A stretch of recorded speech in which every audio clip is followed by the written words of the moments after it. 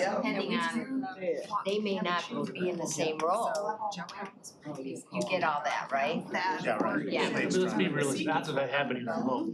Well, I don't know. I don't know the odds at all. It's gotta go through the legislature, I don't think That's where it is. No, it's all for our. Exactly.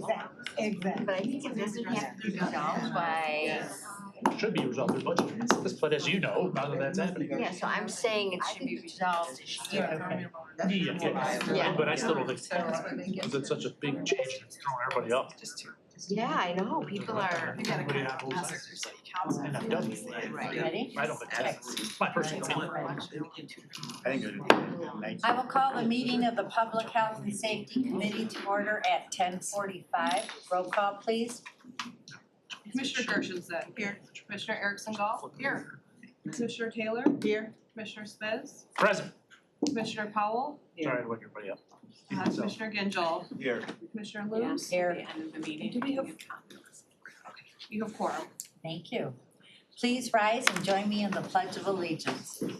I pledge Allegiance to the flag of the United States of America and to the republic for which it stands, one nation, under God, indivisible, with liberty and justice for all.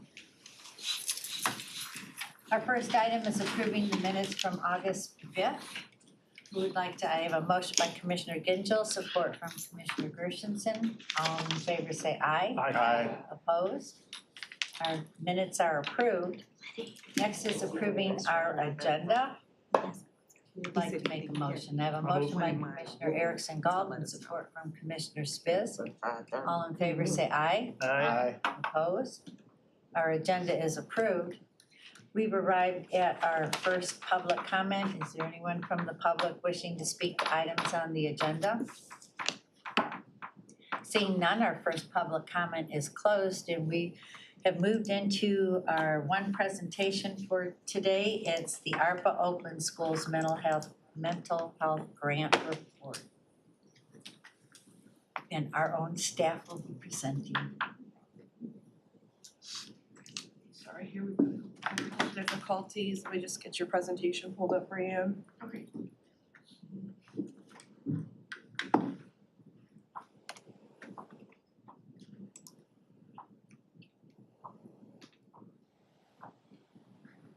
All this cybersecurity stuff. Pesky too. Always happens at the worst time. I know. Take one day off.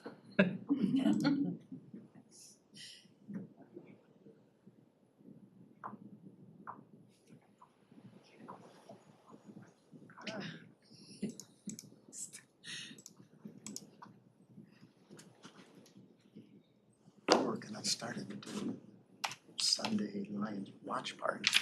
So while we're waiting, maybe someone could turn the heat on. That's right. Get sick.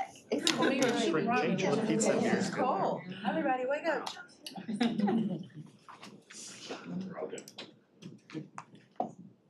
You're authenticated. Oh, How many times? Oh my god. Oh, my goodness. It's not. Okay. Why don't you just read it from, Yeah, the presentation's on. yeah, we got it, so in the just, packet. Okay, yeah. we can go without the presentation. So a couple months ago, I had submitted the Oakland County Mental Health Grant Report to this committee for final review, and it was requested that we have a presentation, so hence why I'm here today. Program overview, back in June of 2023, the BOC appropriated around $10.1 million of ARPA funding to create the Oakland County School Mental Health Grant Program. This program had 34 applicants, which benefited around 156,000 students across the county. Funding went towards top investments such as personnel, professional learning, curriculum development, student enrichment programs, and therapy dogs.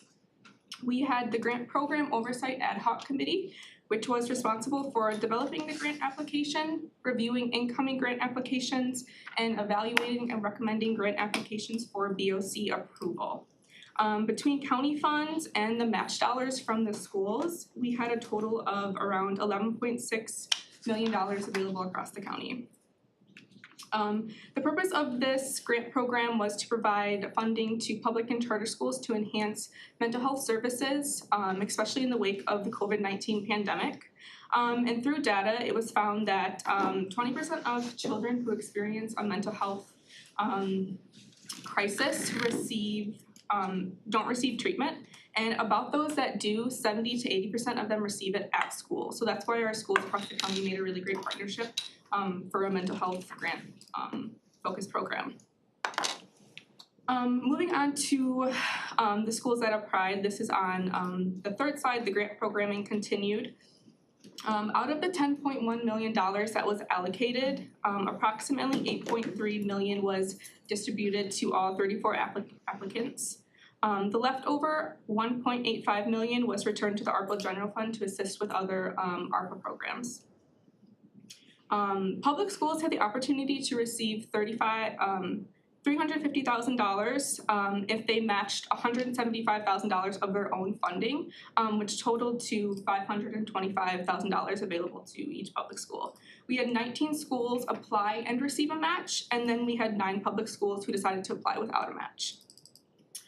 Charter schools had the opportunity to receive $20,000 in county funds if they matched $10,000 for a total of $30,000.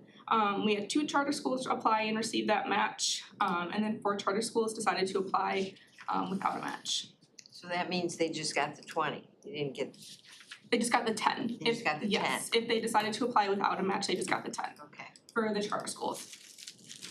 Moving on to the output slide, these were some of our top spending investments throughout the schools, which was all this data was collected through self-reporting metrics from the schools themselves. In addition to the funding data, around 323 mental health professionals were funded by this grant, which includes supplementing some of the staff that they previously had or hiring new ones. And then around 4,000 faculty and staff were trained in various professional development programs. Moving on to outcomes and success stories, the report is filled with many wonderful success stories. I would highly recommend you read through some of those if you have the time. But top investments made it possible to expand the number of staff members who were trained in mental health support, strengthening students' abilities to build and practice healthy coping mechanisms, establish safe and calming spaces for the students and faculty, and enhancing the overall learning and development through faculty and staff. And then I did include some pictures that we were provided by the schools. They were required to submit quarterly reports. So those were really great and fun to look at. And then that's all. Does anybody have any questions? I really like the fact that the schools were able to develop their own programs individual to the needs of their school district. We didn't come in overbearing saying this is what we want you to do. They were able to decide what was most important to them. Commissioner Spiz? Thank you, Madam Chair. Thank you for the report. Have we had any feedback from the schools? What are they, now that this money's gone, what are they doing? Are they just moving on and all these programs that they did are stopping? Or are they gonna continue doing some of them? I can answer a piece of that. In the districts I represent, those programs are continuing. Good to hear. That's what I was hoping to hear, Mhm. but I don't know if we've heard back from all the schools that we supported with this grant. Not all of them, and I'm gonna chime in Barbara too. She had a conversation with school faculty the other day that mentioned the ongoing, the Zen zones was one that's ongoing within the schools. So certainly there are still some schools ongoing with these programs, but we don't have through the BOC any formal communication of that reporting coming through. Okay, thank you. Commissioner Gershenson? And I also find it really interesting, if you look at the students that received help in each district, the communities that had the highest. And I have to wonder if they had that many students utilizing the services, what's gonna happen now to all those? I think that's a great follow-up. I'm not sure how we would do that, but it's significant. I mean, 14,000 students in one district. That's it. Thank you. And I do want to give a huge shout out to Audrey from our communications team who helped create the visual aspect of this report. So Very thank good. you to her if she's listening. Thank you. Right, do we need to receive and file the report? It looks like that is the board action. Okay, all right. I'm looking for a motion to receive and file this report. I have a motion by Commissioner Taylor, support from Commissioner Gershenson. All in favor say aye. Aye. Opposed? All right, we move on to communications. There are 4 items under communications. The first is a report from OCHN for the fiscal year 2025 quarter 3. The next 3 are grant applications. The first to the State Court Administrative Office for the 2026 Access and Visitation Program. The next application is to the Michigan Department of Natural Resources for the 2026 Off-Road Vehicle Law Enforcement Program. And the last application is to the Bissell Pet Foundation for the 2026 Empty the Shelter event. I would entertain a motion. I have a motion by Commissioner Gingell, support from Commissioner Taylor. Any questions on the communications? All in favor say aye. Aye. Opposed? Our communications are approved. We're on to circuit court recommendations now with one item, a reallocation of existing funding for the mandated increase in court transcript costs. Chris Brujak will here to present. I have a motion by Commissioner Powell, support from Commissioner Spitz. Thank you. Thank you. I tried to put as many words in there as possible to make that very wordy. You may or may not be aware, we had a mandated increase earlier this year in what is paid for a transcription of court records. And that is a long overdue increase. Transcriptionists hadn't had a raise in 30 plus years. I've been here just about 30 years and I can't recall one, so I couldn't tell you the exact date last time they had one. The raise they were given was significant and it is definitely going to impact our budget. We've kind of watched it to see how it would, because some of what they're doing is different. And we've also been trying to take measures to, save where we can and to keep those costs under control. However, definitely for this year, we are over budget. As of this morning, I looked at where we were and counted up what was in my workday inbox. I anticipate that we will be at least that 45,000 over budget in that line item. I have worked with fiscal to identify favorability in our expert witness line item, and we can cover. However, for next year, I guess I really want to just make sure, and after talking with fiscal, they wanted to make sure it's on the board's radar, that this is a line item that is going to steadily increase. And even in the new legislation, there are guaranteed increases every 5 years for the transcriptionists. So this is going to be a line item we can't control. Next year, I anticipate, this year we're saying it's 45,000, we're able to cover it. By next year, after a whole year of this new cost, we may be spending double what we used to, even triple. The cost went from $3.75 that we would pay and 30 cents for copies to 90 cents for, it went from $1.75 to $3.75 and 30 cents to 90 cents, so really just about triple. So it should at least double. Yeah, and as part of a perfect storm, just to make you aware, the MIDC, SADO, wrong institution, the State Appellate Defender's Office, they have been asking to make sure that we are ordering every transcript from the district court when we do an appeal. So we're actually ordering about 25% more transcripts at the same time that the transcript cost has gone up. So that is also working against us. Commissioner Spitz? Just thinking into the future. There has to be a better way to do this from a transcript perspective. Can we throw AI out there again? There's gotta be a way to do that to almost eliminate this cost, because it should be something that's automated. Let me use the word automated versus AI. How about that? Is that anywhere in the works that you know of? Well, we actually have been to help reduce. I don't know that AI can ever be 100% trusted to produce. We'll still want a human to look at these things, right? But we have been looking at how we can use technology to better support this. We gave up, you may recall some years ago, we gave up our transcription, our court reporters. We don't have court reporters. I have one part-time one that we took on during COVID when we couldn't get transcripts typed. So we have one part-time person who types for us, and they do it a little different. We don't do it per page. She just works for us on an hourly rate as a part-timer. We may hit a point with transcripts where it becomes better for us to provide technology solutions and actually hire people who work for us, go back to having court reporters that actually review what is produced maybe through technology. I don't know if we'll ever get to a point though where it's fully automated. Some states are using the video as the true record, yeah. So that is always a possibility, but that would require the state to make a fundamental change. And I don't know that that's gonna happen. Then you gotta store anytime soon. video. What? Then you have to store video. Well, we already store video. All of Ever? our, yeah, we store it in line with the record retention schedules. So the same as we would have stored transcripts. Commissioner Erickson Galt? Yes,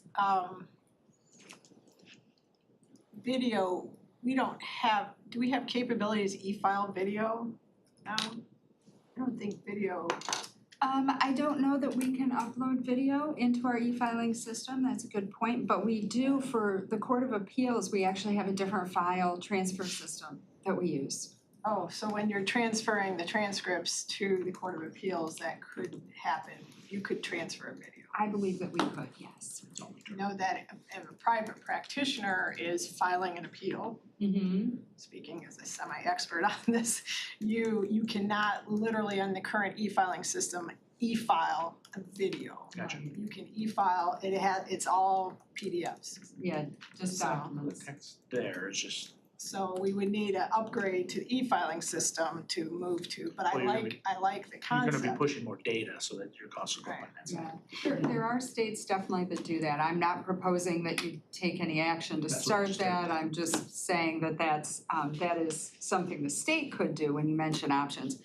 Technology, we are hoping to have some technology solutions that will help just internally reduce the number of transcripts that we might ask for a judge who needs to review a hearing. But I can't control what transcripts are required for an appeal. We wanna make sure that people get an effective appeal. And so we're not telling them you can't have this transcript for your appeal. That goes against our process. Thank you. Dealing with judges who, hopefully not all of them, but some of them still want paper printed Understand. stuff on their desk. Understand. The generational thing. Really with our transcripts, I mean, yeah, one of the nice things though about the electronic transcripts is they are searchable, and we do find a lot of our judges are beginning to use that.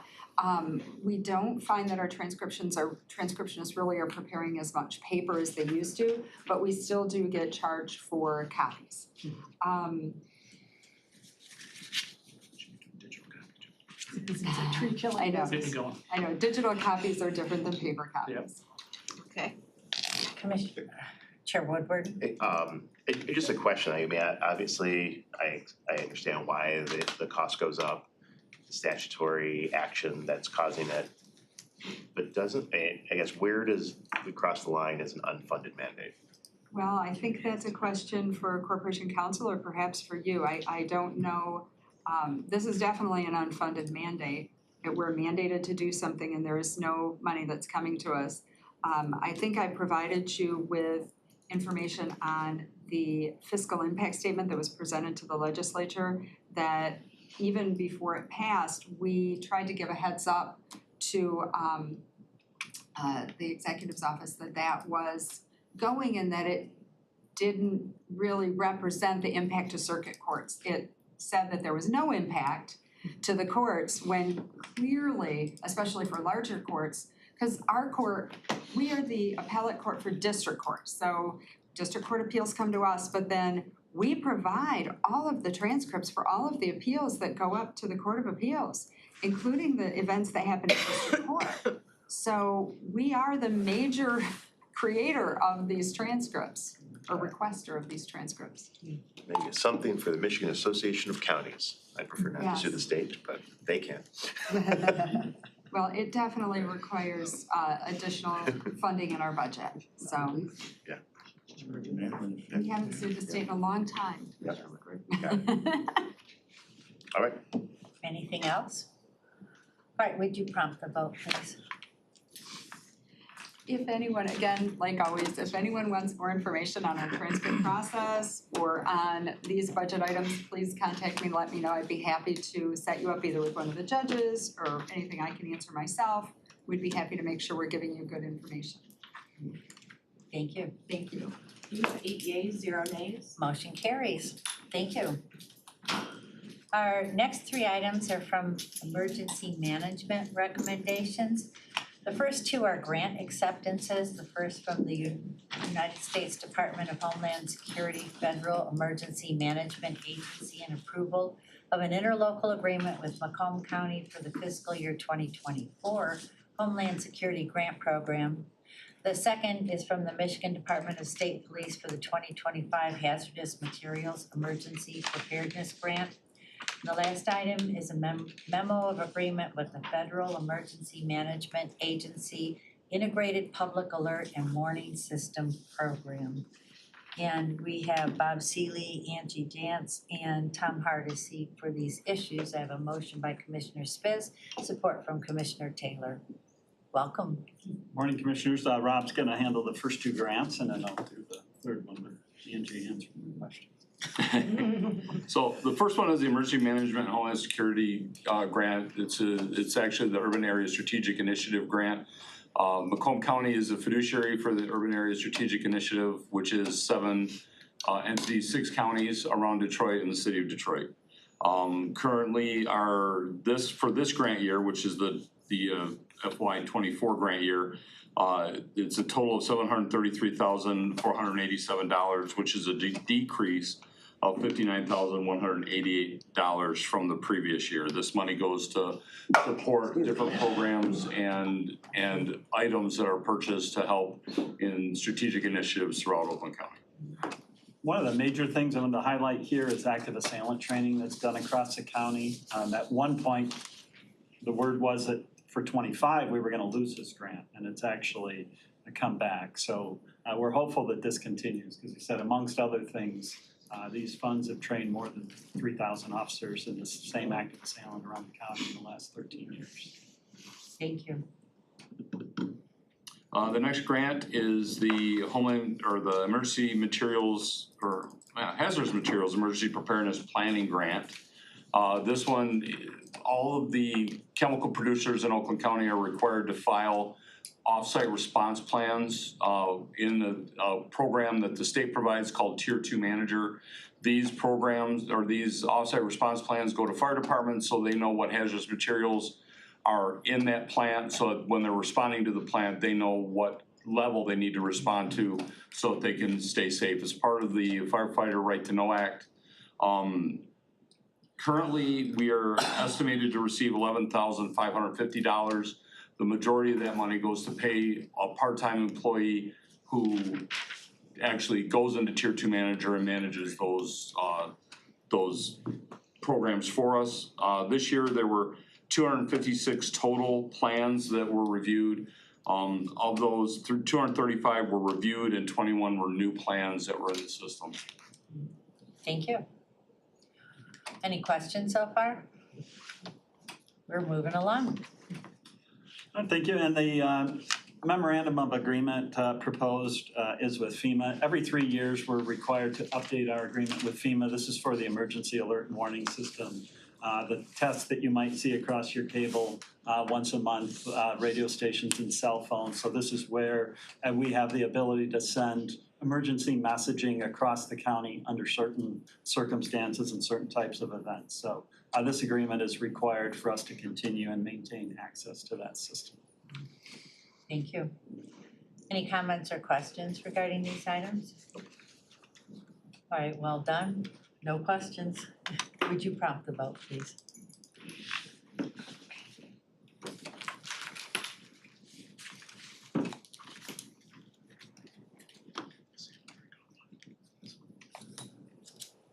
Commissioner Woodward? Yes. We have 8 yeas, 0 nays. Motion you. carries, thank you. Thank you. Our next 3 items fall under Health and Human Services recommendations. The first 2 are revisions to the Oakland County Sanitary Code, Article X and Article 7. The third item is the Neighborhood and Housing Development request for Neighborhood and Housing Development to disperse the revolving loan fund income. The first 2 items are a revision to the enforcement and groundwater resource protection, which also require a public hearing. The public hearing will be held on September 14th at 6 o'clock in the Oakland County Board of Commissioners auditorium here. This information has also been posted, there's a notice for public hearing to the Oakland Press for publication last month, so that was posted. Is Kate Guzman here? Oh, hi Kate. Hi, I'm on the screen.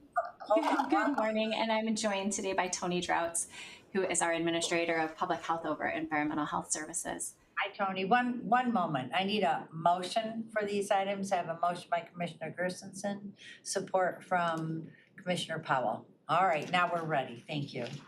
Thank you. I always jump the gun on that. I'm so sorry. So just as a brief reminder, the Michigan state law charges local health departments with creating and enforcing our own local codes for matters like food safety, body art, septic systems, and on-site wastewater treatment. And so these codes are authorized by the Michigan Public Health Code. They protect the public health and the environment, and we set the standards for installing, inspecting, and maintaining all of these systems, just to give you the context of these sanitary code revisions. The Oakland County Sanitary Code was established in 1950, and we update it periodically so that we stay current with best practices. Today, we are proposing updates to 2 articles, Article 7, which is the body art article, and Article 10, well and borehole construction and aquifer protection. So Article 7 revisions, as a short summary, they include a change in the county body art facility license timing to be consistent with the state timing. They're good for 1 year and expire at the end of the year. We also have proposed a revision so that practitioner permits will need to be renewed annually, because currently the code states that they never expire. So that's Article 7. Article 10 is the well and borehole construction and aquifer protection. And that has had a thorough revision, and it's really incorporating public health best practices to help protect our groundwater resources and ensure safe drinking water. It's a pretty technical code, so I will highlight just a few pieces. For example, one key revision defines water quality requirements for drinking water wells to add arsenic testing. And the code revision also enhances the capacity of the health division to follow up on violations of the code and provides tools for compliance. Excuse me. So I have a couple of questions. Why now for the revision? What brought that about? And my second question is any relationship, how would it affect any septic tanks? It's a great question. So the revisions we've been working on over the past few years, actually, just as the world changes and evolves, we're trying to keep our codes up to standards as well. I would definitely defer your septic questions to Tony, who's on with us today. So what are your septic questions? How it will impact septic systems? Is that what you said? I'm sorry. Exactly, yes. Mm-hmm. Any integration between the septic tanks and these revisions? How it would affect homeowners Other with than septic just isolation distances, the Article 3 regulates the septic tanks. So it's a separate article in our sanitary code that was revised in 2016. So those revisions have been made, and we are very current on that. We just went through our accreditation, and I think recognized, Kate would probably agree, that it's probably best in the state as far as that goes. So it was definitely something that the state very much wants us to update our code to maintain what current practices and best policies, like Kate said. But the two are two different codes. The only thing that's mentioned, like I said, would be isolation from these wells or water supplies from sources of contamination, which would be septic tanks, which is regulated under Article 3. Thank you. Commissioner Genzel? Yeah, thank you. I just had a question on Article 10, under major additions section. It's the second bullet. It says establish ongoing monitoring program for all small public well systems type 3 that have been previously gone unregulated. So what does that mean? Does public mean an individual owner? Like, for instance, I'm on a well. So does that mean that I'm now going to have to be inspected every year, or what is this saying specifically? No, there's actually, you're on a private well at your residence. Public water supplies come under 4 different categories, 3 different types. Type 1 would be your large municipal systems, like an apartment complex or a city, village, or township supply. It could be purchased groundwater or purchased surface water. Groundwater would be a well, surface water would be something like they pull out of the Detroit River, and then they treat it and they distribute it to many homes, not less than 25 residents or 15 living units. Then there's type 2, which we regulate here at the local level, and there's transient, non-transient, and that either serves more than 25 people for a 6-month period or it does not. And that really separates what the sampling requirements are for those supplies. They're not quite as stringent as public water supplies, but they are pretty stringent. So they would include PFAS now, for instance, is an emerging contaminant that they're testing for, lead, copper, that kind of thing. Everything else falls under type 3, and that's really what it says. That's how you categorize it. If it doesn't fall under type 1 or 2, it's a type 3. So those supplies would be something that it serves less than 25 people on a daily basis or operates less than 15 connections. They also can be seasonal supplies, like a campground, because it's not more than 6 months, so they shut down. Well, they go unregulated because there is no MCL on the Safe Drinking Water Act or the Michigan Safe Drinking Water Act. So all this does, this article and the revisions in the article would have an annual BACT and nitrate sample that they would have to submit, which we do at our lab. We do a partial chem and bacteriological analysis, and that is because they fall off the radar. We currently have around 375 of these types of supplies. We get maybe 10 per year, additional ones that we see. So it's not a great number of supplies, and there's not a significant expense to these operators other than, the annual sampling requirements, which you want to do. It does state that it's recommended. It's done in the law, state law, the water well construction, part 127. But this will put it in our local sanitary code, and we'd be able to better make sure that, these types of systems have safe drinking water. Thank you. Any other questions? All right, we're ready to move to item C then. Thank you. Good morning, commissioners. I will be presenting, and Kyle Hines also has joined in case there's any more additional questions. And really today, we are just coming before you with an administrative change for our account strings and the way we designate revolving loan funds under our Community Development Block Grant Program. And so we would like to request that we are able to now accept our revolving loan funds that are received through our Community Development Block Grant on home improvement program loans paid over time when the homes change ownership or that we have done work on. We would like to request that we can now separate those funds from our entitlement grant so that we can expend those funds at the beginning of HUD's program year, which starts July 1st. Currently, we receive usually our grant acceptance letters from HUD several months after the beginning of the program year. And that's causing trouble for us in terms of being able to move forward with spending those revolving loan funds towards our home improvement program currently, because we have to wait for that acceptance to go through. So this would establish a separate account that's not, once again, kind of tied to our entitlement fund so that we can spend those dollars as soon as July 1st hits out of that current program year. And so it's an administrative portion that really is what we need to do under HUD regulations anyways. And because we've done such a great job spending our funds down, this year kind of came to light that, we really need to make sure that we have these pulled out so that we can keep up with all of the demands we receive from residents using our home improvement program. Thank you. Any comments or questions regarding that item? Everyone is making it so easy and comfortable for us this morning. Thank you. All right, would you prompt the vote on those 3 items?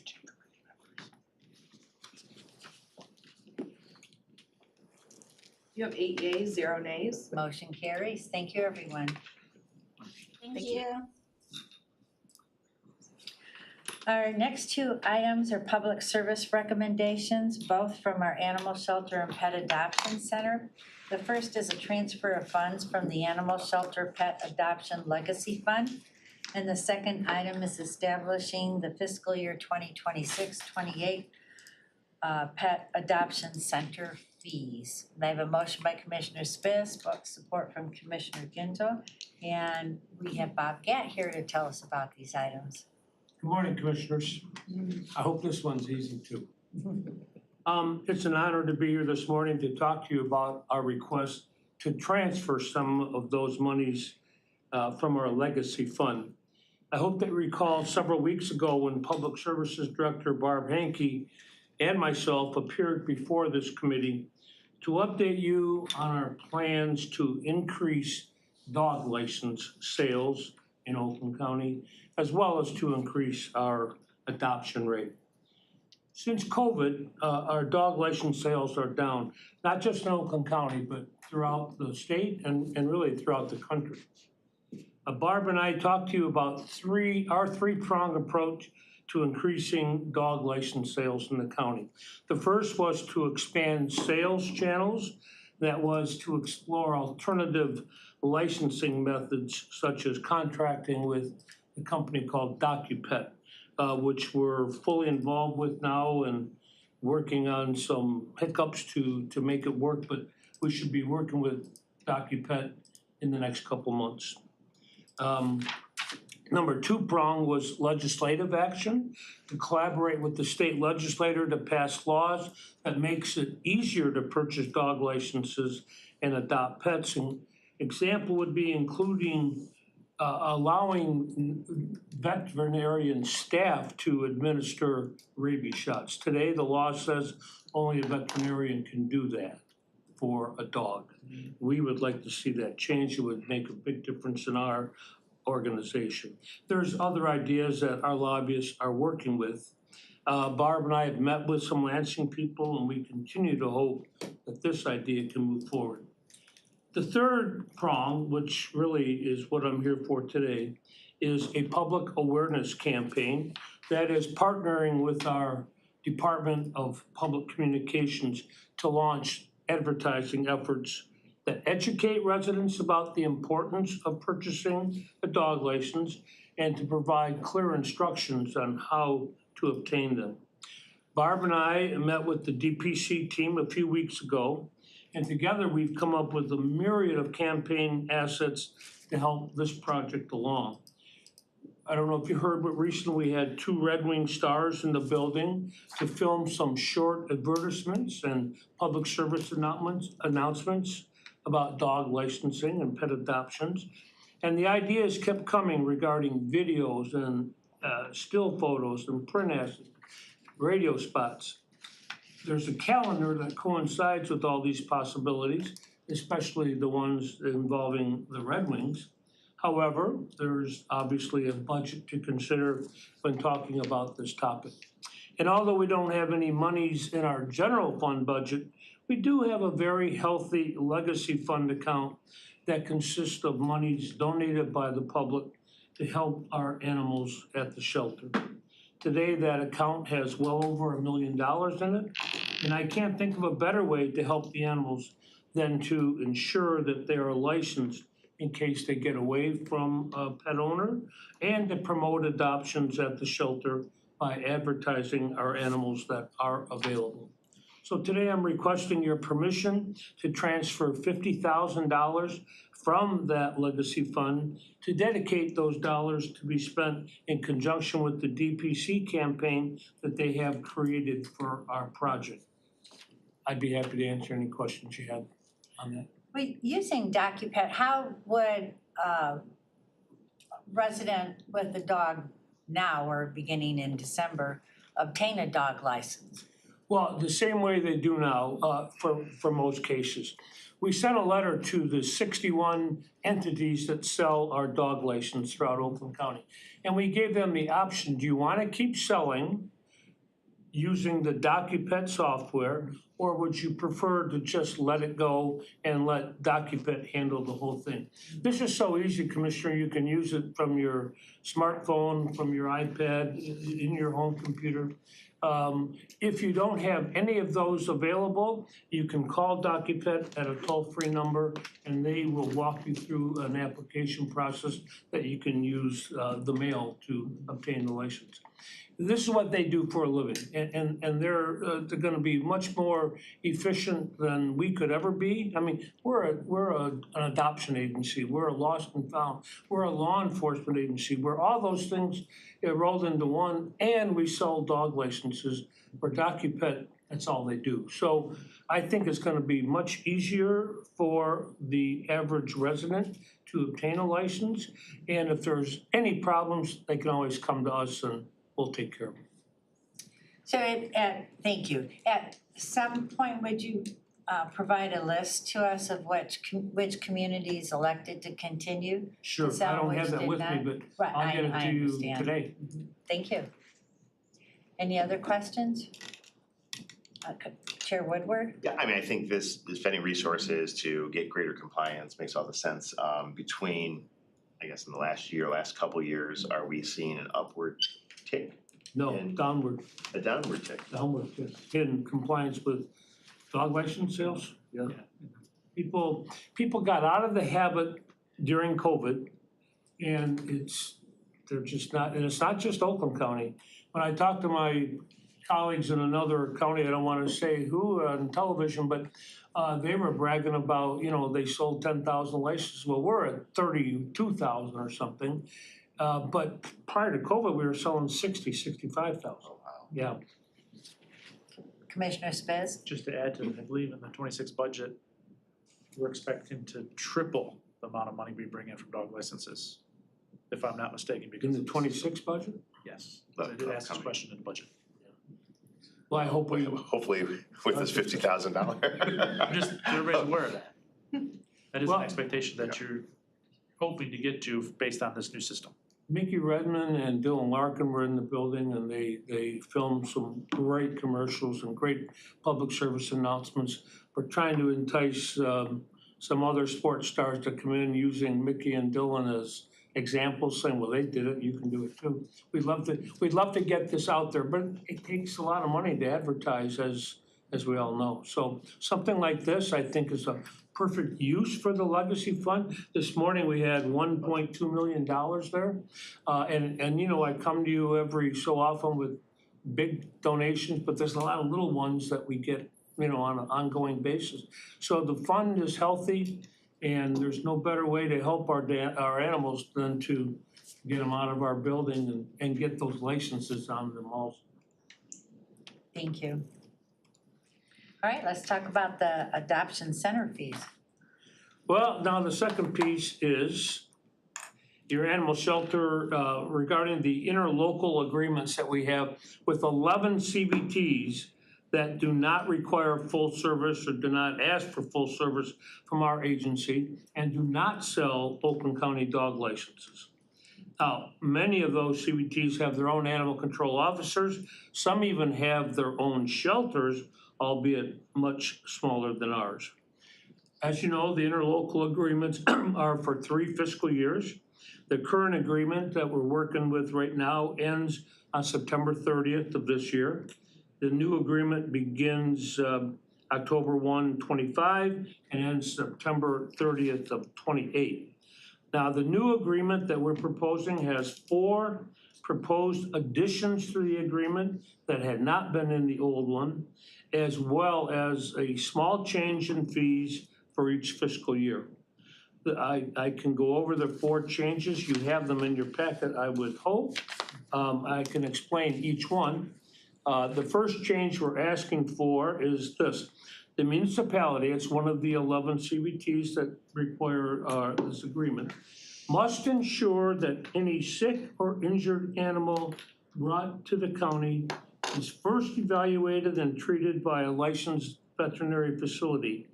You know, I was a cop for 30 years. We couldn't bring a prisoner to the jail that looked like he or she were injured. We'd have to first go to a medical facility and get a piece of paper that we would present to the jail saying that this person is okay to be lodged in the jail.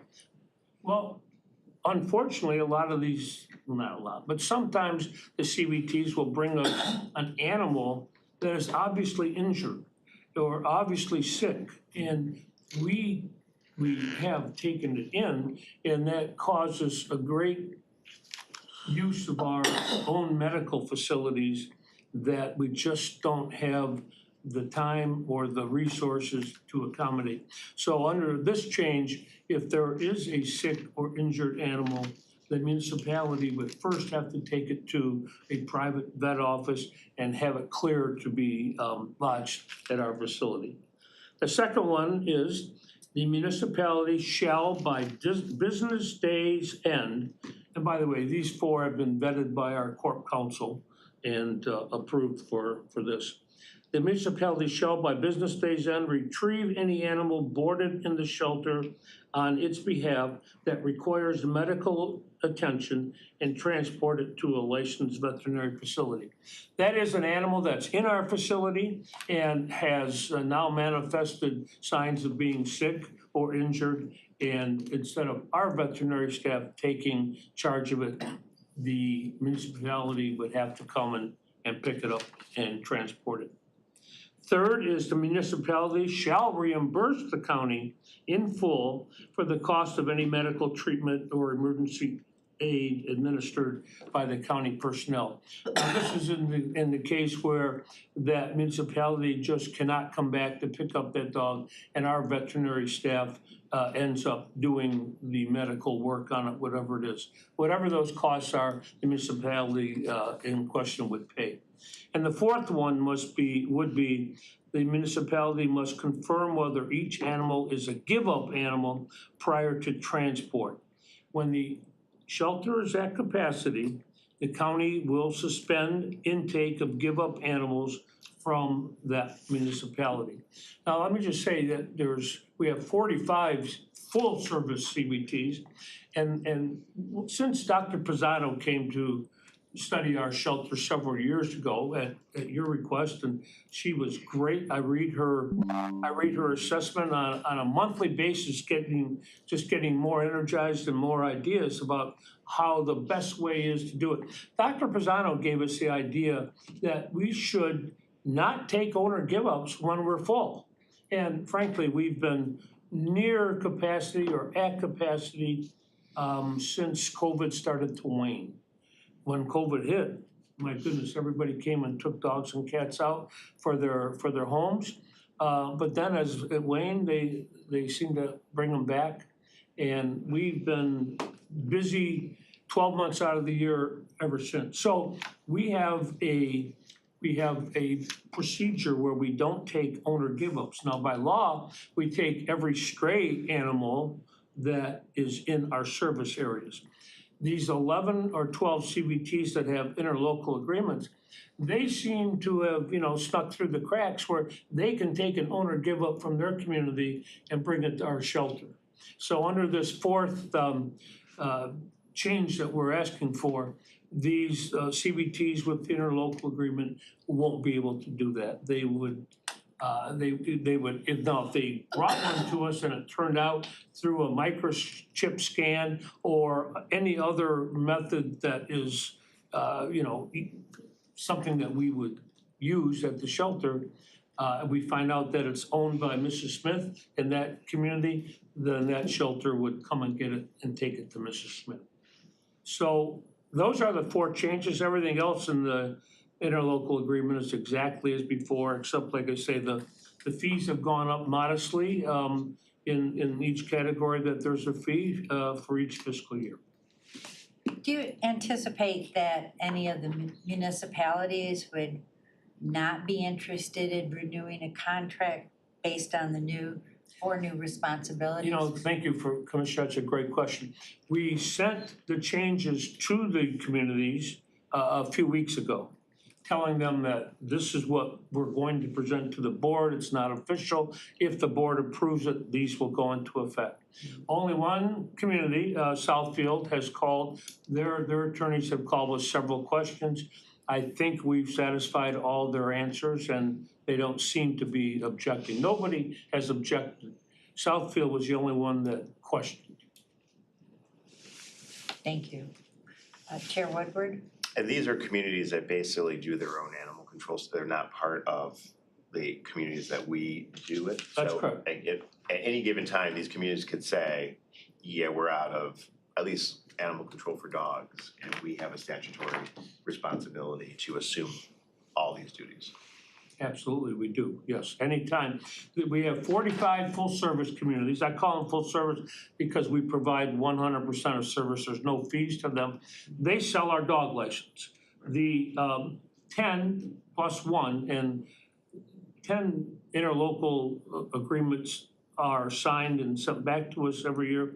1 refuses to participate in any way, shape, or form with us. I don't know why. I've tried talking to their police chief and I've never talked to their city manager, but so those 10, at any time, if they wanted to become a full service, they could just by selling our dog license and letting us take over their animal control duties. Thank you. If I you wanna think you know need that, to write the but you name don't of the have one to community Off the down on a record, piece yeah, of we paper and just send it Sign around. it. Or if you can act it out. Any other questions or comments? Would you prompt the vote, please?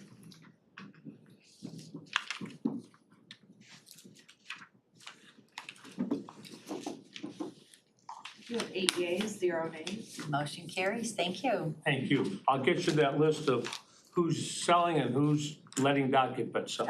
Thank you. Our next 6 items are Sheriff's Office recommendations. We have a grant acceptance from the state police for the 2026 Secondary Road Patrol and Traffic Accident Prevention Program. The second item is an interlocal agreement with Southfield to participate in the narcotics enforcement team. The remaining 4 are amendments. The first with the Lyon Township. The second is with OCHN for the Jail Alliance with Support Program. The third amendment is with OCHN for the 2026 Medication Assisted Treatment Program physician reimbursement.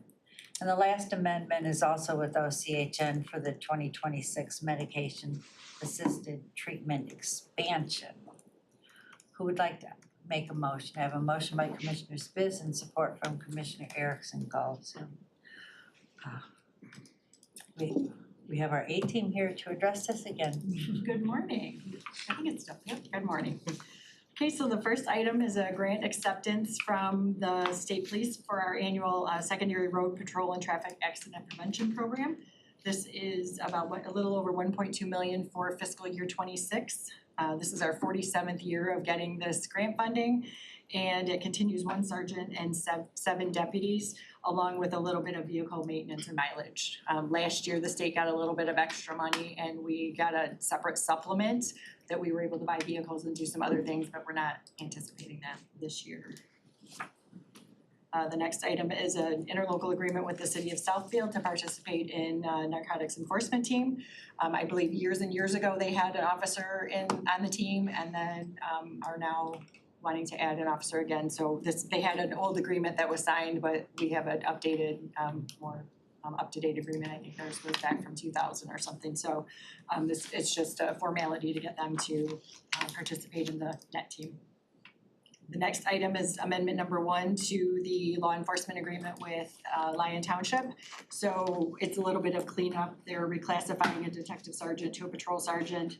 And then they're adding 2 SROs back to the agreement. And if you recall, when we adopted the agreements, the initial agreements, they had deleted 2 SROs. So it's just reinstating those.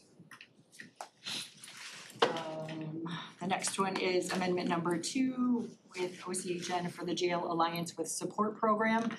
The JAWS program addresses mental health issues in the jail. And this one is a not to exceed for 2026 of $138,411. It continues 1 full-time inmate caseworker. Unfortunately, there were some budget cuts at OCHN, and so we are deleting 2 part-time non-eligible inmate caseworkers.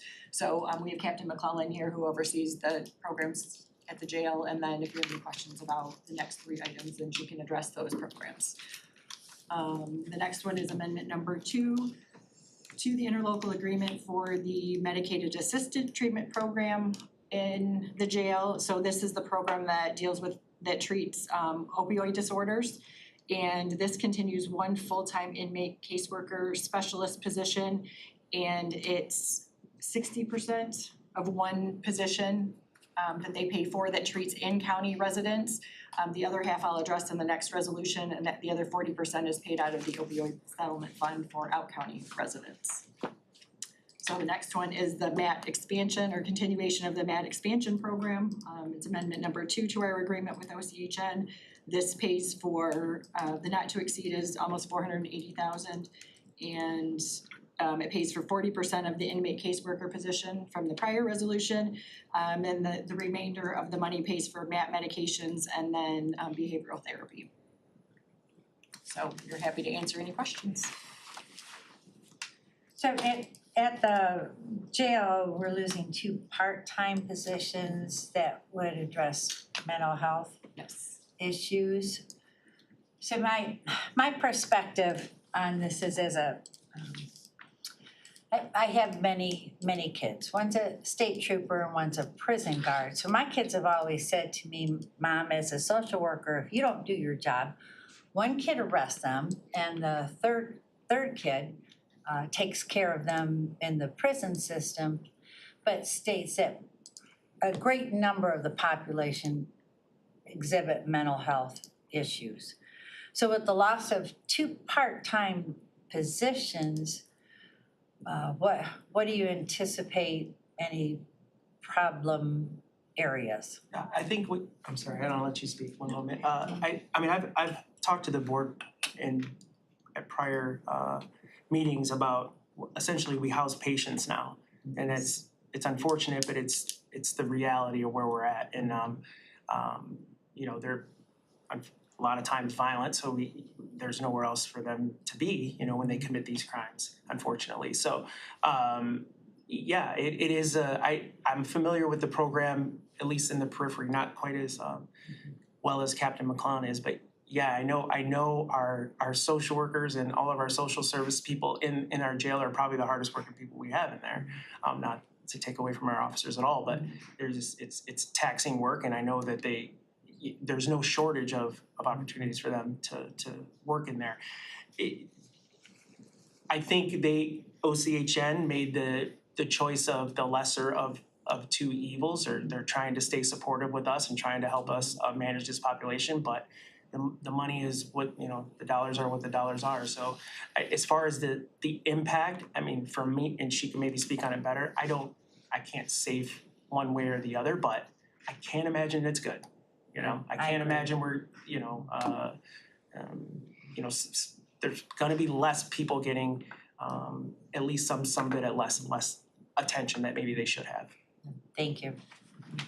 And we just found out fairly recently, I wanna say within the last month, we've been in discussion with OCHN and they were trying to figure out what they had the capacity for in their general fund. So we just found out, so we didn't, you know, include this in our budget request or anything because it's kind of an 11th hour thing, so obviously we had to get the agreement finalized so we could move forward with FY '26, but then this was the result of those discussions. So we didn't really have time to, you know, kind of have any discussion of continuing these positions or adding these positions, so.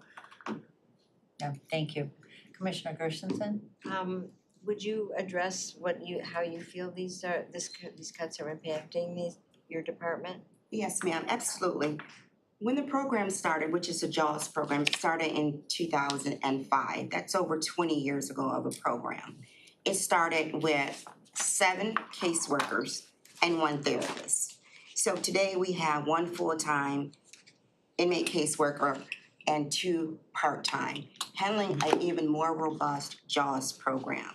And if I can provide a little bit of background, one of the questions you asked is, what's the outcome? What does it look like? Moving this program along with the 1 full-time caseworker and no 2 part-time caseworkers are no longer existing. This program was established robustly to help the inmate population with mental health care needs. And to be honest, I am not sure what the program will look like, the successful outcomes. And I would demonstrate some of the knowledge and information that we have gathered. I'm not sure if they can continue as robustly as it has with the successful key performance indication as it has right now, with just 1 caseworker. So just to provide a little bit of background of what the JAWS program is. I know a lot of times we present, but it's important right now to provide an overview of how the program helps the mentally ill who are incarcerated in the jail. So the JAWS program is our in-house, with Jail Alliance with support, it's our in-house jail diversion program that begins post-book. So this is once they're incarcerated into the jail system.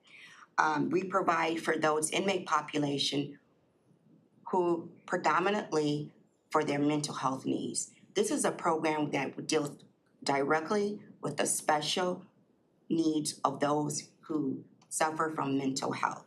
So the program, again, it was started in 2005, and it was aimed particularly for those who are incarcerated who engage with mental health services. And the goal was to not only improve treatment outcomes, but reduce recidivism rates. And that's important because in 2024, the recidivism rates of those who graduated from the program was at 0.09%. That means that those individuals, only 0.09, were rebooked, reoffended, and booked back into the Oakland County Jail. And that's also important to note. And the participants, just to give you a background of what the participants actually do within the program itself, which is a 4-week open-ended program. The participants must have completed the initial psychiatric evaluations from our psychiatrists. They also must remain medication compliant. That means they must remain medication compliant on their medication for the program, because that's who we're treating, those with the mentally ill who are booked into the jail and were prescribed psychiatric medication while in jail. They also must participate in group sessions and individual one-on-one sessions. There are 20 90-minute group sessions and also one-on-one sessions that they must complete while they're in this program. There are program groups for not only the male population, but also the female population, and they're based on multiple evidence-based therapies coupled with education, medication compliance, and also release planning back into the community. And to continue, just to give you a little bit more, if you can kind of visualize what the jail population is. You have a lot of people booked into the jail. The participants who are actually within the program, we see such a dramatic reduction in their behavior, not only while they're in the program, sometimes even when they have graduated from the program, but may not have received a release. Their behaviors are continuing to decrease, and we do not have as many issues with them. They remain medication compliant. One of the things I really wanted to really emphasize, not only is a reduction of their services, but the success rate once they are re-entered into the community into the programs to continue the mental health services. They're much more successful to complete those programs, having been through the JAWS program internally. A few of the classes that I want to stress out that we also provide are MRT, which is Moral Reconnaissance Therapy. They receive Resolve, which is a comprehensive life skills training program. They also include A Chance for Life, which is another program that assists with their reentry support for returning back into the community. They also receive that. And we've also included Haven. Haven also provides counseling services. Most of the population who are enrolled in the JAWS program receive a 25% or they're eligible for 25% time cut. That doesn't always occur. A lot of the judges will want them to remain not only in the program, but also remain completing their full sentences. But that does not stop them from participating because they're invested and they want to participate in these programs. One of the primary functions, and I'll tell you a little bit about what the part-time and the full-time caseworkers do throughout the program. So our full-time completes the initial screening. Last year they did over 600 screenings. And that's only for fiscal year 2024. They also complete all the mental health psychiatric referrals. That's your full-time caseworker. For all newly incarcerated inmates that have a history of mental health engagement. They ensure that they're set up on their medications and seeing a psychiatrist. And then they continue to monitor their medication compliance and refer other participants into the JAWS. Here's the key components that we're speaking about, the two caseworkers. Their roles consist of, they complete their secondary screenings, and what that means is that at times, when they're screened into the JAWS, for the JAWS program, initial screening, we may have individuals who are not eligible, either by their cases, their charges are not eligible because they're misdemeanor or nonviolent felonies, or they're not complying on their medication.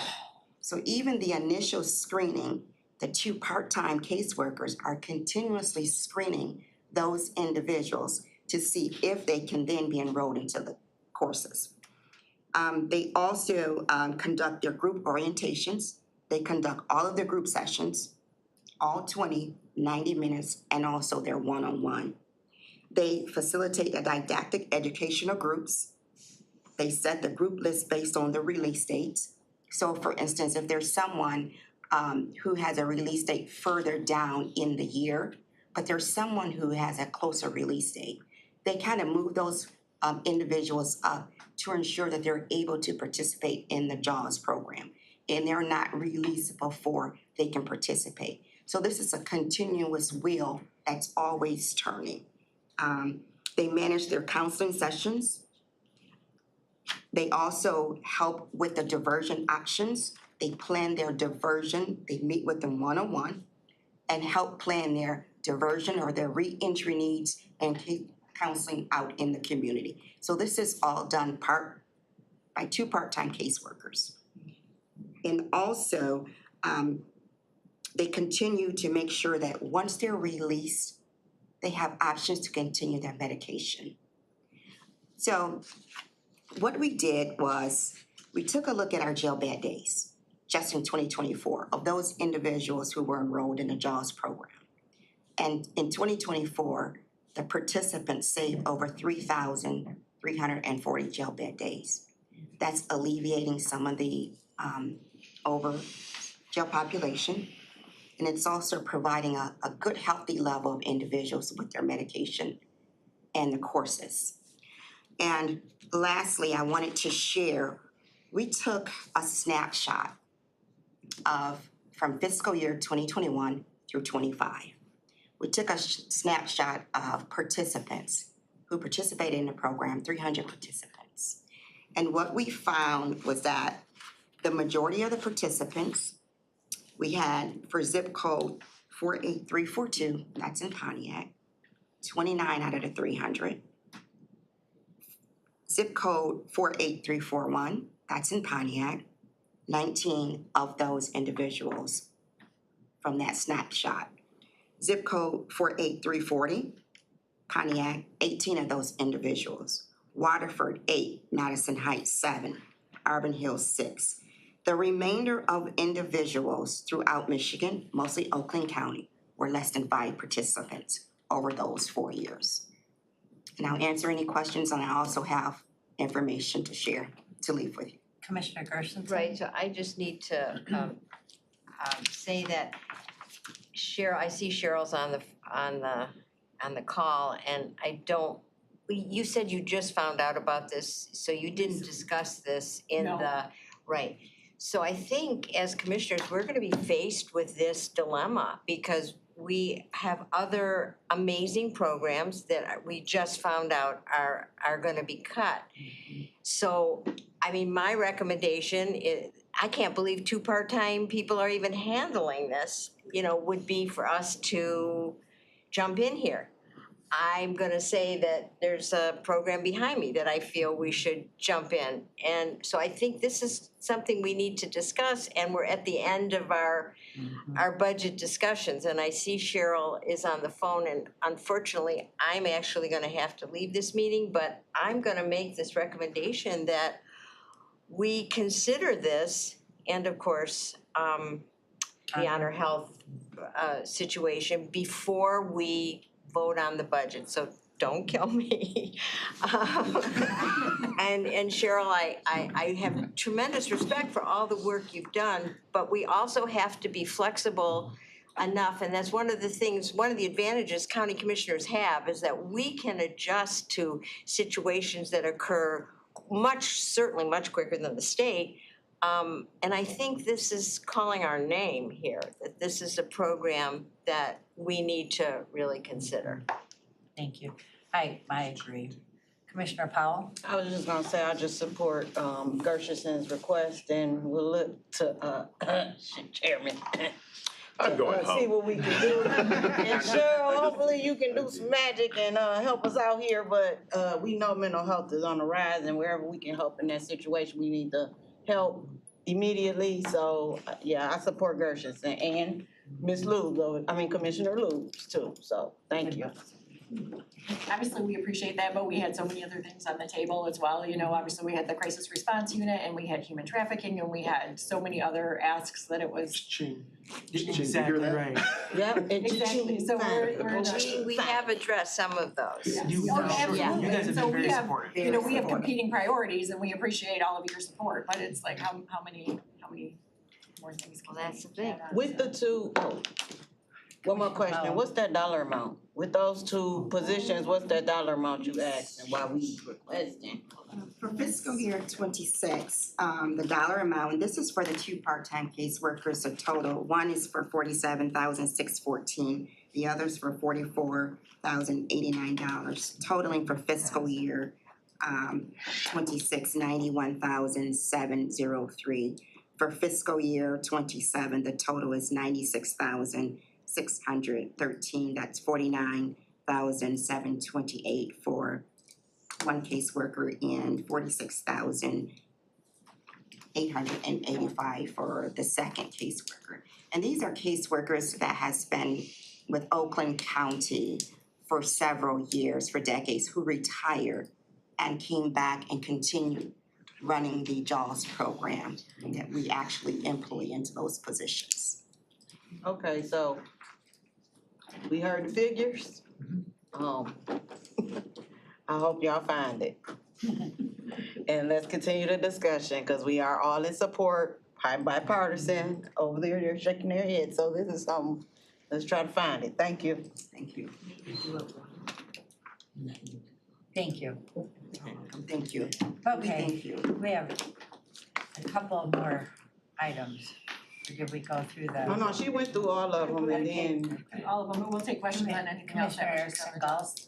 Thank you, Chair. I had a question regarding the road patrol grant. Okay. It went down significantly. Did they give you any indication of Yes, Why? last year we had an extra supplemental that was like a one-time funding, so we were able to buy vehicles and buy equipment with that. Okay. So that was the main cut, so we anticipated that, so the main part of it, funding positions has continued, but the supplemental additional money, So this isn't a cut in the grant funding, this is just a difference in what we asked. yes. Okay, great, thank you. Thank you. Any other questions or comments regarding any of these items? All right, would you prompt the vote, please? It's not on these. I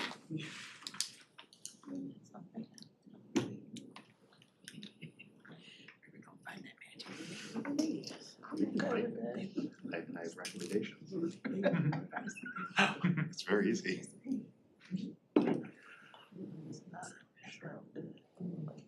Commissioner Powell, Commissioner Yes. Woodward? Yes. Woodward, you're yes or no? Yes, sorry. You have 7 yeas, I'm 0 doing nays. math. Counting on you. Thank you for your support. Thank you. Thank you for your support. We have 2 items left on our agenda. The first is public comment for anyone from the public wishing to comment. And the second is our other business, and I would like to bring up Honor Community Health under business, but first is public comment. So we have one person from the public wishing to comment.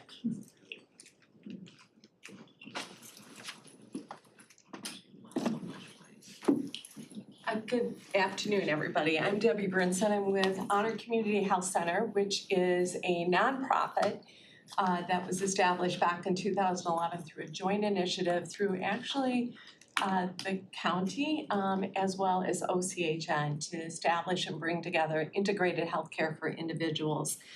I'm here to just share with you that we've had a long-standing relationship with Oakland County and OCHN, particularly OCHN, who has funded, it was initially funded, funding in the amount of $6 million to establish Honor.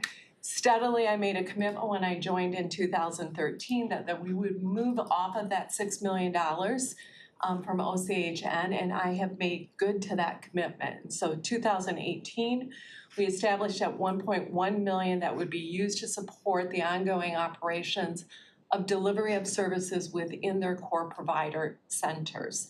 We've not ever gone back in and asked for money. We've augmented, even though we've lost money, we've augmented those services by our billing and our overall operations. We've been working with OCHN over the last several months to try to come to some agreement. We know that they are in financial challenges, and we've had a great working relationship with them. So this is not when I come in to say we are requesting that you work with OCHN to figure out a way to keep our ongoing funding intact. It's out of a place of that we've had a strong working relationship with them, and that amount of money, which is about 5% of our operating budget, plays a significant role in our operations. We have a 4% margin. So any kind of a change which we expect will happen will have a profound impact on us. So I want to say thank you to your ongoing support. I know that you are in an incredible leadership role where you're going to have to make some decisions. I am too. I stand ready to figure out how to do as little layoffs as I need to in that one point. It supports 15 critical positions within the organization, all of them direct care workers going in. So we serve about 40,000 unduplicated patients throughout our network here in Oakland County. So I just wanted to bring that to everybody's attention. I do hope that over the next several weeks that there will be an opportunity to figure out how to do that. If not, I do stand ready to make some changes within the organization. So I appreciate your support. So thank you. Thank you. Anyone else for public comment? Public comment is closed.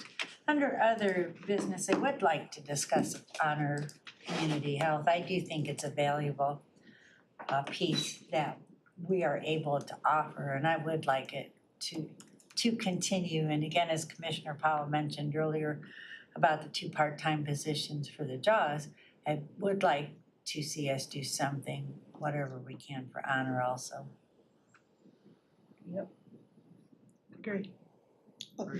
Okay, Commissioner Taylor? I was just gonna say, speaking for the Finance Committee, we are looking into doing just that. So that is one of the items of consideration. Thank you. Mhm. All right, Absolutely. perfect. Anything else? All right, meeting adjourned at 12:04. Thanks, everybody. Penny?